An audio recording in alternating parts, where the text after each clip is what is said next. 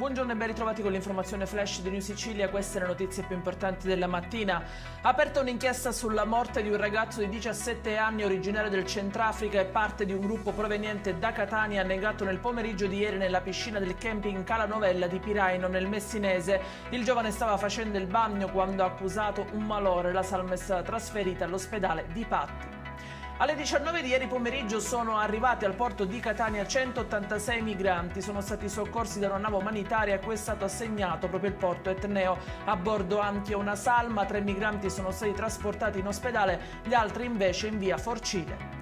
Un agente della penitenziaria di 55 anni in servizio nel carcere di Favignana si è tolto la vita in un bosco dell'isola. A darne notizia, puntando i riflettori sulla tragica spirale di suicidi nei penitenziari, è Gennarino Di Fazio, segretario generale della UILPA. Drammatico incidente domestico ieri mattina a Favara, nell'Agrigentino, dove una donna sulla cinquantina ha riportato gravissime ustioni al volto e al torace mentre stava accendendo un barbecue nel giardino della sua abitazione. Si trova ricoverata al Cannizzaro di Catania. E in chiusura la vittoria del Catania FC, che ha portato ieri a casa la Coppa Italia 2024 di Beach Soccer, regalando uno spettacolo con il derby tutto etneo con Domosbet TV. Con un 5-4 i ragazzi di Angelo D'Amico hanno conquistato il primo trofeo della loro storia.